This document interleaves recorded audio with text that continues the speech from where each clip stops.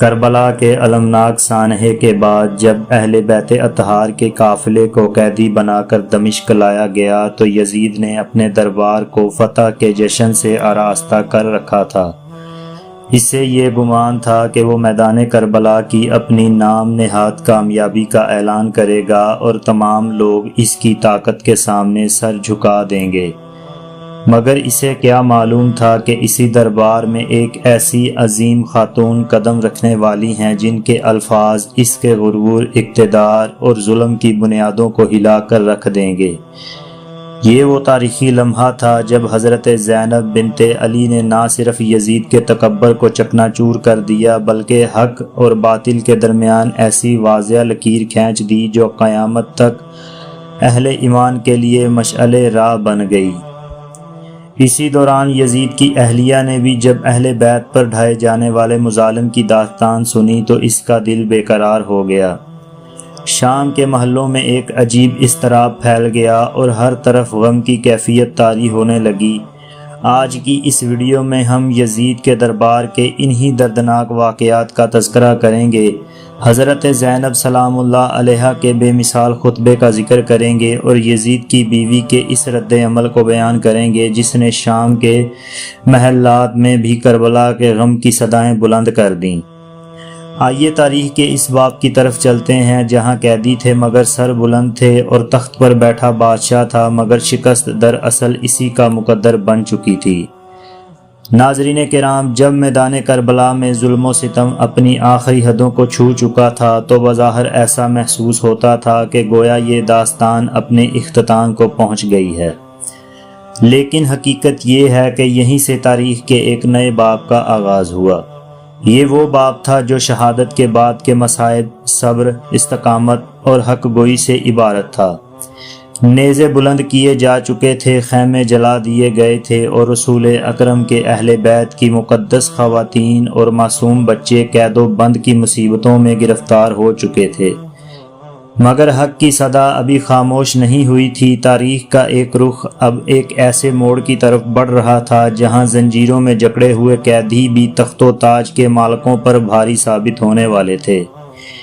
اسی سفر کے دوران ایسے دل ہلا دینے واقعات پیش آئے جنہوں نے آنے والی نسلوں کے لیے صبر، استقامت اور حق پر ڈٹے رہنے کی لازوال مثال قائم کر دی۔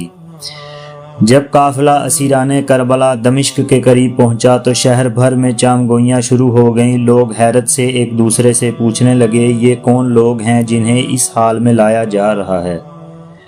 روایت کے مطابق اسی دوران شاہی محل کی ایک خادمہ دوڑتی ہوئی یزید کی اہلیہ ہندہ کے پاس پہنچی۔ اس کی سانسیں پھولی ہوئی تھیں اور چہرے پر حیرت کے آثار نمایاں تھے۔ اس نے عرض کیا، ملکہ، شہر میں کچھ قیدی لائے گئے ہیں مگر ان کی حالت عام قیدیوں جیسی نہیں، ان کے چہروں پر عجیب وقار، نور اور ہیبت ہے۔ انہیں دیکھ کر بے اختیار دل غم سے بھر جاتا ہے اور آنکھوں سے آنسو جاری ہو جاتے ہیں۔ یہ سن کر ہندہ کے دل میں بے چینی پیدا ہوئی۔ اس نے مزید تفصیلات پوچھی مگر خادمہ خود بھی ان عظیم ہستیوں کے رعب اور وقار سے بہت متاثر تھی۔ آخر کار ہندہ نے فیصلہ کیا کہ وہ خود جا کر ان قیدیوں کو دیکھے گی۔ اس نے اپنی چادر اوڑھی اور آہستہ آہستہ اس مقام کی طرف روانہ ہوئی جہاں اہل بیت اطہار کو ٹھہرایا گیا تھا۔ جب اس کی نگاہ ان باوقار خواتین پر پڑی تو وہ حیرت میں ڈوب گئی۔ اگرچہ ان کے چہروں پر غم کے آثار نمایاں تھے مگر صبر، عزت اور وقار کی ایسی جھلک تھی جسے دیکھ کر ہر شخص متاثر ہو جاتا۔ ادھر حضرت زینب سلام اللہ علیہا کی نظر جب اس عورت پر پڑی تو آپ نے اپنی بہن حضرت ام کلثوم سے آہستہ سے کچھ فرمایا۔ دونوں بہنیں خاموش ہو گئیں اور سر جھکا لیا۔ ہندہ نے یہ منظر دیکھا تو اس کے دل میں تجسس پیدا ہوا۔ وہ نہایت ادب سے قریب آئی اور عرض کیا، بی بی، آپ دونوں نے ابھی آپس میں کیا بات کی ہے؟ مگر جواب میں خاموشی رہی۔ اس نے دوبارہ پوچھا، آپ کون ہیں اور کہاں سے آئی ہیں؟ چند لمحوں کی خاموشی کے بعد حضرت زینب سلام اللہ علیہا نے نہایت وقار کے ساتھ فرمایا، ہم مدینہ کے رہنے والے ہیں۔ مدینہ منورہ کا نام سنتے ہی ہندا کے چہرے کا رنگ بدل گیا۔ وہ بے اختیار کھڑی ہو گئی اور بے چینی سے بولی، کیا آپ مدینہ والوں کو جانتی ہیں؟ کیا آپ میرے مولا حضرت علی، امام حسن اور امام حسین اور سیدہ فاطمہ الزہرا کے گھرانے کے بارے میں کچھ جانتی ہیں؟ میں برسوں اس گھر کی خدمت گزار رہی ہوں اور مجھے اس خاندان سے بے پناہ محبت ہے، خصوصاً بی بی زینب سے جن کی میں بچپن میں خدمت کیا کرتی تھی۔ یہ الفاظ سن کر حضرت زینب سلام اللہ علیہا کی آنکھوں سے آنسو جاری ہو گئے۔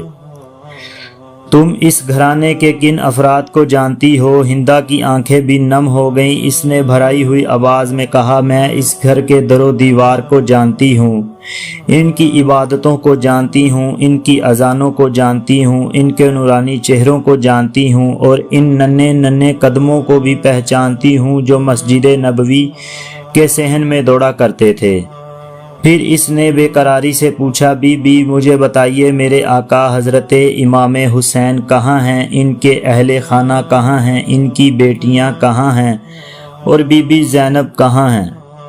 حضرت زینب سلام اللہ علیہا نے چند لمحے خاموش رہنے کے بعد انتہائی صبر و وقار کے ساتھ فرمایا، تم نے آل علی کا حال پوچھا ہے تو سنو، ہم اسی گھرانے کے افراد ہیں۔ تم نے امام حسین کے بارے میں پوچھا تھا تو جان لو کہ وہ مبارک سر جسے تمہارے شہر میں نیزے پر لایا گیا ہے میرے بھائی حسین کا سر اقدس ہے۔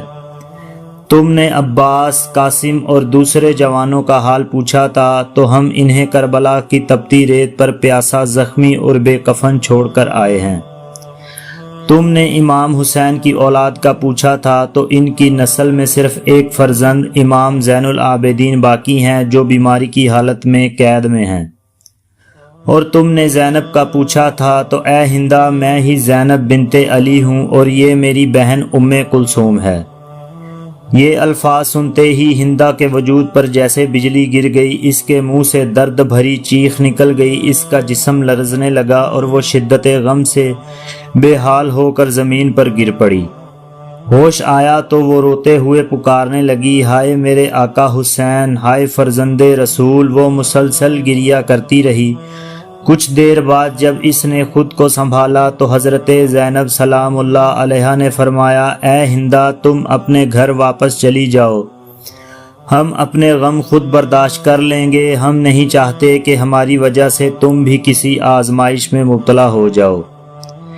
ہندا نے آنسوؤں سے لبریز آنکھوں کے ساتھ عرض کیا، بی بی میرے لیے امام حسین سے زیادہ عزیز کوئی نہیں، آج میرا دل ٹوٹ چکا ہے، اگر آپ میرے گھر تشریف نہیں لاتی تو میں بھی آپ کو چھوڑ کر واپس نہیں جاؤں گی۔ یہ کہہ کر وہ فوراً محل کی طرف روانہ ہوئی۔ ادھر یزید اپنے دربار میں درباریوں اور معزز مہمانوں کے ساتھ بیٹھا تھا۔ جب ہندا روتی ہوئی دربار میں داخل ہوئی تو سب حیران رہ گئے۔ یزید نے تعجب سے پوچھا، تمہیں کیا ہوا ہے؟ ہندا نے غم سے لرزتی ہوئی آواز میں کہا، کیا یہی وہ لوگ ہیں جن پر یہ ظلم اٹھایا گیا ہے؟ کیا یہی رسول خدا کے نواسے امام حسین کا خاندان ہے؟ کیا انہی کی بیٹیوں اور بہنوں کو قیدی بنا کر یہاں لایا گیا ہے؟ کیا تم جانتے ہو کہ تم نے کن ہستیوں کے ساتھ یہ سلوک کیا ہے؟ یہ الفاظ سنتے ہی پورے دربار میں خاموشی چھا گئی۔ ہندا نے نہایت درد بھرے انداز میں اہل بیت کے مصائب بیان کیے اور کہا، تم نے رسول اکرم کی بیٹیوں اور نواسیوں کو بازاروں اور گلیوں میں پھرایا، نامحرموں کے سامنے پیش کیا اور آج بھی اپنے اس عمل پر فخر کر رہے ہو۔ اس کی آواز میں ایسا درد تھا کہ دربار میں موجود بہت سے لوگ سر جھکا کر خاموش ہو گئے۔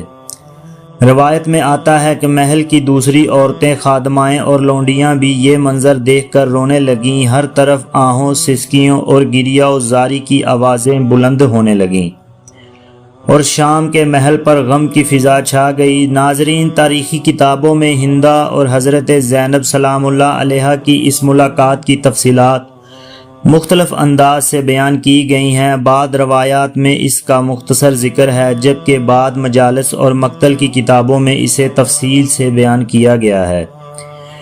ان روایات کا بنیادی مقصد اہل بیت کی مظلومیت اور ان پر ڈھائے جانے والے مظالم کو اجاگر کرنا ہے۔ اب تاریخ کا وہ عظیم لمحہ آنے والا تھا جس نے ظلم کے ایوانوں کو ہلا کر رکھ دیا۔ جب یزید اپنے تخت پر غرور کے ساتھ بیٹھا تھا اور پورا دربار شاہانہ شان و شوکت سے سجا ہوا تھا۔ ناظرین کرام، جب حضرت زینب بنت علی سلام اللہ علیہ یزید کے دربار میں کھڑی ہوئیں تو بظاہر وہ ایک قیدی خاتون تھی، مگر حقیقت میں حق و صداقت کی نمائندہ تھیں۔ آپ کے چہرے پر غم کے آثار ضرور تھے، لیکن آپ کے عزم، وقار اور ایمان میں ذرہ برابر بھی کمزوری نہ آئی تھی۔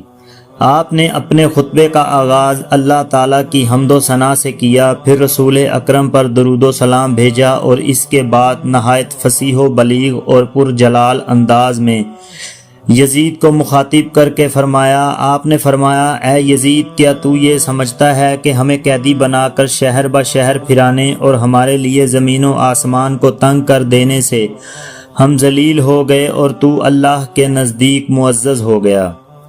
ہرگز نہیں، یہ تیری خام خیالی ہے۔ آج تو اپنی ظاہری طاقت، اپنی سلطنت اور اپنے لشکروں پر ناز کر رہا ہے، لیکن یاد رکھ، یہ اقتدار ہمیشہ باقی رہنے والا نہیں۔ اللہ تعالیٰ ظالموں کو صرف مہلت دیتا ہے تاکہ وہ اپنے گناہوں میں اور بڑھ جائیں، پھر ایک دن انہی اعمال کا حساب دینا ہوگا۔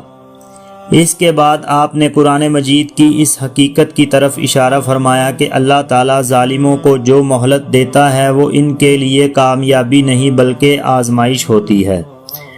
پھر آپ نے نہایت جلال کے ساتھ فرمایا، اے یزید، کیا یہی تیرا انصاف ہے کہ تیری عورتیں پردوں میں محفوظ رہیں جبکہ رسول خدا کی بیٹیاں اور نواسیاں قیدی بنا کر بازاروں اور گلیوں میں پھرائی جائیں؟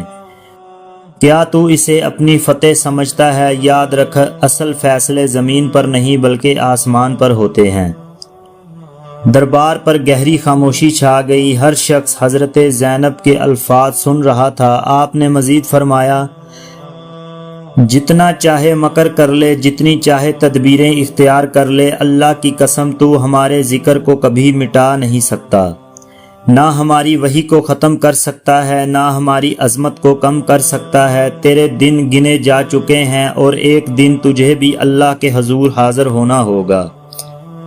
یہ الفاظ یزید کے غرور پر کاری ضرب ثابت ہوئے۔ دربار میں موجود بہت سے لوگوں کی آنکھیں نم ہو گئیں، جبکہ کئی افراد نے پہلی مرتبہ اہل بیت کی حقیقت کو پہچانا۔ اسی کے بعد حضرت امام زین العابدین علی ابن الحسین علیہ السلام کو گفتگو کا موقع ملا۔ اگرچہ بیماری، قید اور مسلسل مصائب کی وجہ سے کمزور تھے، لیکن جب آپ کھڑے ہوئے تو پورا دربار خاموش ہو گیا۔ آپ نے فرمایا، لوگوں، میں مکہ و منا کا فرزند ہوں، میں زمزم و صفا کا وارث ہوں، میں اسی ہستی کا بیٹا ہوں جسے معراج نصیب ہوئی، میں علی ابن حسین ہوں، میں فاطمہ زہرا سلام اللہ علیہ کا نواسا ہوں، میں حسین ابن علی کا بیٹا ہوں، جنہیں فرات کے کنارے پیاسا شہید کیا گیا۔ یہ تعارف سنتے ہی دربار میں موجود بہت سے لوگ زار و قطار رونے لگے۔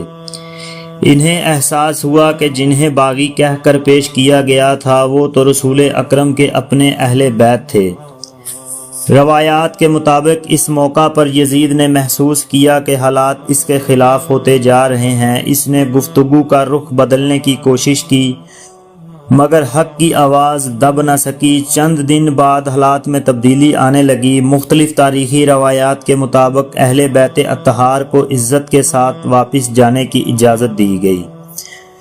جب قافلہ اہل بیت دمشق سے روانہ ہوا تو بہت سے لوگ اشکبار آنکھوں سے انہیں رخصت کر رہے تھے۔ اب انہیں معلوم ہو چکا تھا کہ کربلا میں ظلم کس پر ہوا تھا اور حق کس کے ساتھ تھا۔ یہ سفر اگرچہ مصائب سے بھرا ہوا تھا، مگر حضرت زینب سلام اللہ علیہا اور حضرت امام زین العابدین علیہ السلام نے اپنے صبر، استقامت اور حق گوئی سے کربلا کے پیغام کو ہمیشہ کے لیے زندہ کر دیا۔